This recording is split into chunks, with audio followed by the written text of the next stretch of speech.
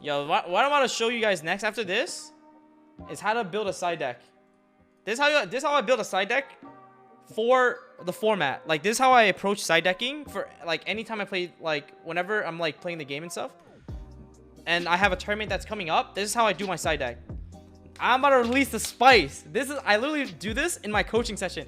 Any of my students here in the chat, any of my students here, because they know, because I give them the sauce.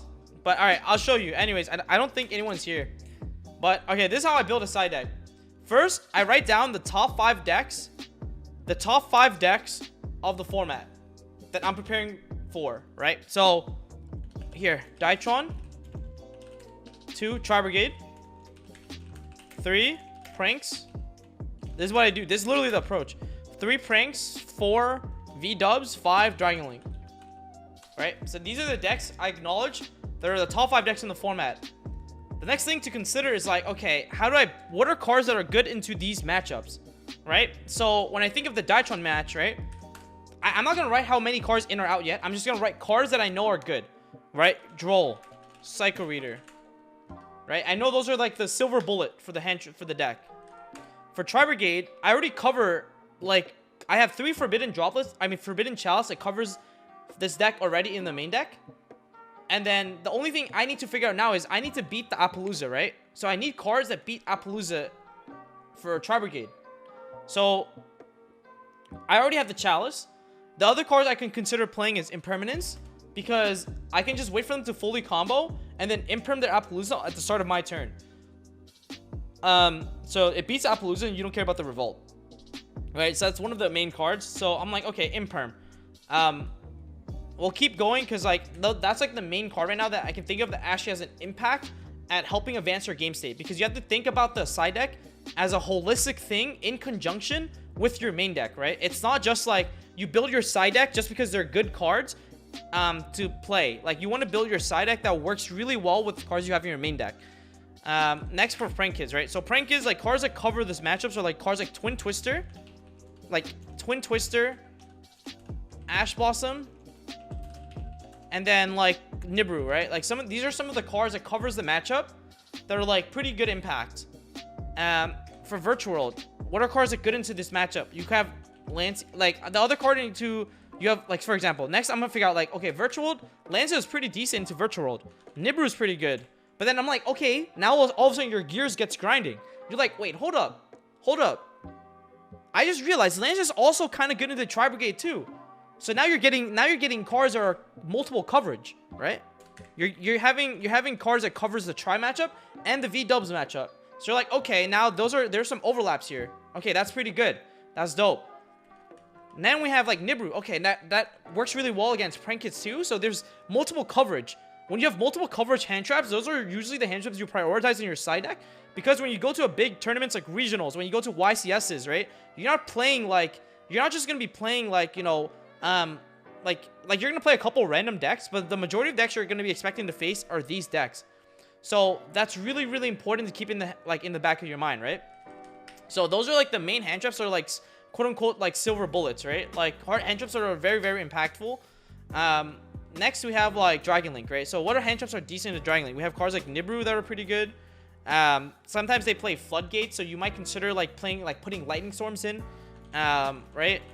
If you have Lightning Storms, you might consider playing Lightning Storms. Lightning Storm might also be like decent into like Tri-Brigade as well, right? So now you're seeing like there's multiple coverage there, so which is that's pretty dope. Joel also against Dragon Link doesn't seem too bad. They just end on Hermetic Seal Pass at best usually when you Joel them, so it might actually be like not a bad idea as well. But yeah, so you see right here, okay, these are the top decks right now. Like, you know, these are the cards that are good. So the question becomes like, how many cards do you put in? So for me, usually knowing this now, right, seeing this, now I'm gonna start putting, okay, I see that Droll is a huge coverage on a lot of matchups, and then you start talking about like 6, 7, 8, and these are like the rogue matchups that X hand trap has coverage for as well, because you want to make sure your side deck also covers the not only the main deck but also the side deck. I'm sorry, like the rogue decks. So not only the main meta decks but also the rogue decks. So how do you cover like the quote unquote like rogue decks, right? So The way you cover like rogue decks is, okay, Shadow's Invoke. Some version of Shadow Invoke, right? Droll's good into this deck. That's like, you know, like that's pretty good. You have like Impermanence, like not being a bad card as well, right? Then you have like, for example, Salad. Then you have like Striker, right? These are the other decks that you realize that are also going to be decks that you're going to be expecting to like face. So these are like the cards, right? So now let's put in Droll, right? Obviously we want to put Droll because the mirror match is probably going to be pretty prevalent. Droll covers the other combo matches like Virtual and Dragon Link as well, right? Yeah, Droll's also like not bad into Virtual, right? Like this is where like the Sidedeck theory kind of begins. You're like thinking, okay, wait, is it kind of bad into Virtual? It's actually not the worst. They go Lulu effect, their ad, their Queen Long gets turned off. They need to open multiple names ready to already play. If they already did open multiple names, then most of these cards don't do anything anyways, right? Like, so that's a thing to consider. Next we have like, we'll see what other cards are being like multiple coverage. One of the most popular decks is maybe Tri-Brigade, right? Virtual World. So let's get Lancia to cover that matchup. And then in terms of like the siding pattern for like every deck, I'm gonna cover that as well, like what cards you take in, what cards you take out based on your deck, etc. Dytron is a little bit harder because it's one of those decks that just goes all in usually, but that's something that I was gonna talk about after. But anyways, then we have like decks like, okay, Shadow Twin Twister doesn't seem not bad. It covers like Salamangreats with the Twin because they play like real back row, and same thing with like Striker. It's like not the worst. So like, you know, Twin Twister for prank kids like seem like a good option. And it covers all the other like rogue decks as well, like all the trap decks. And then we have cards like Nibru, right? Nibru covers VWs, prank kids, Dragon Link. So now you want to cover like, because you see that we're covering like these matchups, but let's cover these other matchups as well, like Dragon Link, Virtual, prank kids, where Nibru all has an impact. It's also good against rogue decks like Salamangreats, right? So now Nibru comes in. And then you're like, okay, what's the last three, right? Let's see. Realistically, there's a couple options you can do. You can play Impermanence because Imperm covers the Tri matchup, but I already feel like the Tri deck is already like favored. That, you know, Forbidden Chalice and Tactics already helps you like crack the board most of the time, because Tactics in a way is basically a pseudo Imperm because you can snatch steal their Appaloosa. So like in a way, that card is already like a pseudo like Chalice, pseudo like Droplets, however you want to like refer to that. So sometimes like decks like this, like you can honestly maybe even beat like Tri-Brigade with this main deck itself. So like I don't think you need to necessarily overset for Tri. You already have Lancia going second, and so I think we don't need to like put in Imperm because Imperm really covers this matchup really well, and like maybe kind of this. So let's not put an Imperm in, right? Now let's think about a little bit about like Lightning Storm maybe. Lightning Storm covers Dragon Link in a way because Dragon Link has been playing more Floodgates. So because they're playing more Floodgates, like Lightning Storm doesn't seem like a bad option. That like you wipe their entire back row, and the only thing left to play through is like a Hieratic Seal. But the issue is when you play in Lightning Storm against Dragon Link, there's also the idea that it might conflict with Nibru, so it might not be the best card to put in. So maybe not sure if necessarily like Lightning Storm is like the best. But you know, like this is where you kind of like, you know, think a little bit, like try to figure out like what makes the most sense, right? What do you think will have the most, like what do you think will be the most represented deck for an event? Because you want to make sure that you cover all of these decks. But you know, for the last 3 slots, what I like to do is when I'm like not really sure what to put in for the last 3 slots, what I like to do is I like to basically go into each of these matchups now and kind of just like do plus and minuses for what cards I put in and what cards I take out for every matchup. Every matchup. So for example, against Dytrons, right? I'm like, okay, I know I'm going to put in 3 Joel into the matchup. And you know, like I'll put in 3 nibs as well because I need anything I can to like beat the deck, right? So it's not a lot of coverage for the mirror match, quite honestly. But if I expect the mirror match to be prevalent, then it may be a consideration to put Psycho Reader into my side deck. Now I look into my side deck and I'm like, what 6 cards can I take out? I personally would take out 3 Chalice because if they already have a chance to combo, then you already lost the game. I like also taking out 1 Instant Fusion because it's the same thing as Chalice. It just eats 1 for 1. I like to keep Tactics in because there's an opportunity in where if I draw them and they end on Dragoon, the Tactics can basically take their Dragoon and kill them. So I like to keep that card in. But like Chalice and Instant Fusion, as well as 1 Ava and then 1 Orange Light. Because the odds of opening them together is like so low. So yeah, being able to like, you know, figure out a siding pattern for all your matchups helps a lot. So that's also something consideration. You could potentially keep call by if you crack their board and using call by to beat their droll. But if they combo and have droll, you probably lost, to be honest. I think it's also a consideration to maybe take out call by as well. If you want to keep orange Ava, if you want to keep like one orange in and then play like call by and then maybe like sack them with like the 3 orange, that works too. Emergency has to be a 3 because it always resolves going second, because when they negate the active emergency, you can add it back to your hand. I personally like call by. I'd rather just take out the orange light, but either or, like those are the cards you're taking in and taking out, right? So it's like, you know, it's up for debate. Like you can really like choose. There's also an argument to cut out Draconids, but I like Draconids going second into the Dragon board when you draw them. So that's why, but usually I side out Draconids as well. That's also another card as well to like cut out. So you can cut out one Draconids, one call by, and keep the orange Ava in case you like get lucky and sack your opponent. Next against like the Tri-Brigade deck, right? So I know for Tri-Brigade, I'm literally just gonna put in 3 Lancia, and like none of the other side deck cards really work well against Tri-Brigade. The only one is actually Droll, but when you draw them, it only works really well on Tanky. And it like also affects their Thoroughblade, so like they can't Thoroughblade put a zoo in the graveyard. So like if you want to have a little bit more cards in the matchup, then maybe, but I think 3 Lancia is enough. You already have 3 Tactics, 3 Chalice, and you know, with the 3 Lancia, there's already 9 cards into the matchup, so I don't think you need more, quite honestly. So like, you know, at this point, I'm like, okay, what are cards I can take onto this matchups? I personally I honestly try out Draconids a lot into this matchup. At least like going second. Like I just really like don't want to open that card. I also like siding out. Yeah, you can also like put in Twin Twister as well. But the issue is when you're putting all these cards in, like you don't really have a lot of cards to take out. You'll notice that, like for example, right, like being able to take out 3 Chalice makes it so much easier for you to put these cards in. But I don't know. I personally always side out the 1 Orange Light, 1 Ava going second, because the odds of it resolving is so low, and I'd rather open more cards that are like more impactful, if that makes sense. So I always side out the Orange Ava package. At least 1 and 1 out going second. It's just the reason is that it's so low to actually open them with an actual fairy monster, and I'd rather just like take those out and put in like another card like Lancia instead that actually like has a chance of like stopping them.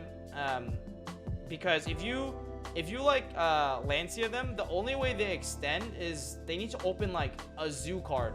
They need to open a Rapier. Like they have to open like really crazy to make Appaloosa. It's like really hard to do that, to be quite honest. So that's generally what I would take out. 1 Draconids, 1 Orange, 1 Ava. That's pretty solid. For Prank Kids, I want to put in 3 Nib plus 3 Twin in case they overextend. So for this matchup, I take out the 3 Chalice because it's really bad into the matchup. And then like the other card that's maybe a consideration to keep in is Tactics, to be honest, because you can like basically but the issue with Tactics is that like they usually butler you when they want to, instead of like you don't really have a way to force them. So like maybe you could you can keep Tactics in because they also play a lot of hand traps. So like going second into the board, I think 1 Orange, 1 Ava is always like I usually just those are my go-to. And then the last card could be like 1 Instant Fusion. It just eats like 1 Instant Fusion is actually 1 Instant Fusion is probably fine, because like if you go Instant Fusion, they have to chain Bow Wow, and it answers Butler. It answers like Butler, so maybe that's fine.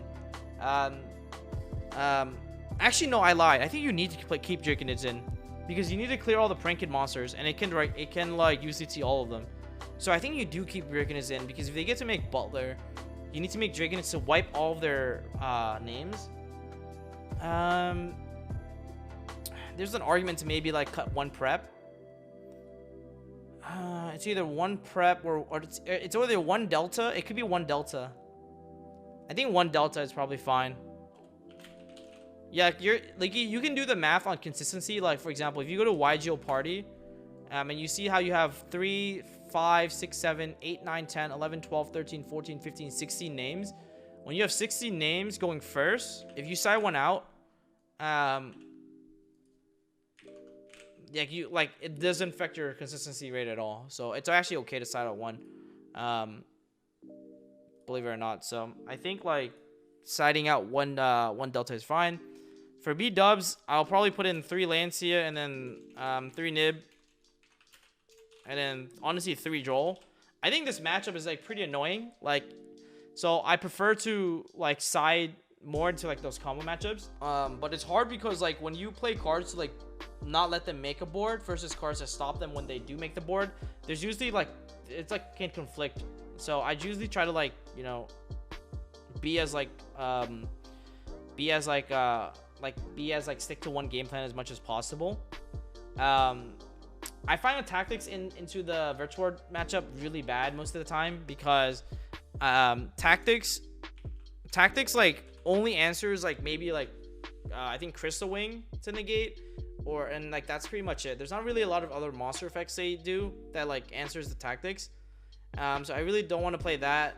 I think the other card is, I think cutting Orange Ava is good. Orange, 1 Ava, and then 1 Draconids. And then the last 3 cards is the hardest part because if you've looked at all of our side deck pattern, you realize that that's one of the issues with Dytron is that like you can only side at most 6 cards in, 6 cards out. When you start siding 9 in, it starts affecting consistency a little bit. Which is fine because like your deck, when you draw 6 cards, have a higher chance of opening consistency cards. But like I would probably side out like 1 prep, 1 delta, and then like 1 I'm trying to think like if there's anything else. 1 Call by the Grave, because Call by is pretty bad into this deck. Call by is like doesn't do anything against virtual world. Yeah, Joel actually hits virtual world. Yeah, because if they start off Lulu, if they go Lulu or Desires, the Joel is really impactful. Because they can't search with Lulu and they need to hard open all their names in order to make a board. It's really, really uncomfortable for them. And it makes it so that their Chuche isn't live. So that's the reason. So like you see right here, there should be like about 9 cards going out and 9 cards in. For Dragon Link, I think just +3 on these is fine. And then like you just take out 3 Chalice. Doesn't really do anything. And then Talons is always live against this deck. So I'd rather take out 1 Draconids, 1 Orange, 1 Ava, right? So pretty much sticking to the game plan of our siding pattern. And then for like all these other matchups, at least now we pretty much covered all of, like the meta decks. I think like we always get the word meta call thrown around so much in the Yu-Gi-Oh space, but now this is really like kind of like your chance. Like when you make this list already, you now have a better idea of like, oh, okay, what are some matchups I want to over prepare for, because I expect that matchup to be heavily represented at this like tournament I'm going to. So that could be like, I think for example Dytron might be more represented, so I'm gonna make the call to play Psycho Reader even though it might not be the best hand trap. Maybe I think Prank Kid is gonna be so represented, I might consider, you know, like siding more cards against Prank Kids, like maybe like 3 Cosmics to hit more back row and get lucky. Or like maybe I'll side in like Ash Blossoms or something, you know what I'm saying? Like this is like really your time to shine. Maybe you're like, you want to play cards that just cover every matchup, like maybe Ash. But I don't really like siding cards like Ash Blossom because they don't have this, they don't have a lot of impact. Yeah, they might do something to like X, Y, and Z matchup, but they're not impactful. Look at our side deck cards. Droll is a Floodgate hand trap. Lances is Floodgate hand trap. Twin Twizzlers is a blowout. Nibru is like a freaking the god of hand traps. You know what I'm saying? Like all the cards we side deck are very, very high impact. So now the last 3 cards really, really like you kind of like decide. You could add cards in like maybe like Pankratops, Reboot, Duster, or something like that. Maybe you side in like Floodgates for going first, right? Because you know we have 3 cards like Chalice that can immediately come out when we go first. So what about we put cards in for going first? What if we put in Floodgates? You know, like okay, so you can play either Gozen match or Rivalry. If that covers the Prank Kid matchup and the Try Again matchup when you go first, and they hand trap you a lot, you know. And honestly, that's what I probably would play. So Floodgate. So let's put in a Rivalry for going first, or a Gozen match. I think Gozen match would be pretty solid, honestly. Gozen match would be pretty sick, I think. Yeah, like you know what I mean. But and that's how you do it. Like all you do going first is you take out 3 Chalice. That's it. 3 Chalice, easy clap. You know. And now like this, you built the side deck. You built a very solid side deck with a lot of like, you know, with a lot of reasoning behind it. And look, I did this in like, I don't know how long, like 30 minutes. This was a very quick side deck. But like for a YCS or like for a regional, you have weeks to prepare. So you're constantly evolving and making this like game plan a lot better and honing onto it, right? Obviously, I did this really fast, so maybe I didn't cover all the best cards for all the best decks and everything. But I try to like, you know, logically sound and like reason through what are some of the best cards for every matchup, what cards logically make sense to take in and out, you know what I mean? And I do this actually in my coaching sessions. So if you guys are interested in that, like check out my Metafy link in the description box below. But you can also like I've done this for like other decks as well. Like I've done this for like Tri Brigade, for like Prank Kids, for all my students. You can we don't have testimonials yet, but like you'll see that like all my students have an exact side deck plan for every deck, like every deck in the meta. Like literally all my students don't even need, like they don't need to like randomly fumble through like thinking what cards to put in and out. They know exactly for what matchup and they memorize it. It's that simple. But yeah, so that's kind of like the thing. And then of course like the rogue decks and stuff like that, and you like cover that as well. Like, but that I don't want to go over that down that rabbit hole now. I'll cover that later. But I hope you guys enjoyed like kind of like my thought process into how building a side deck works. If you guys want me to do like another build a side deck theory session with like other decks maybe, then let me know. I think the Diatron deck is it's one of those decks that can only put in 6 or take out 6 usually. But other decks like Prank Kids, other decks like Tri Brigade have a little bit more flexibility where they literally put in like 9 cards, like literally just destroy you. Like, you know what I mean? It's so different. But so I hope you guys enjoyed it, and yeah, comment, like, and subscribe, and let me know your thought process in the comment section below. How'd you enjoy this little lesson from Pac? But I'll see you guys in the next one. Peace.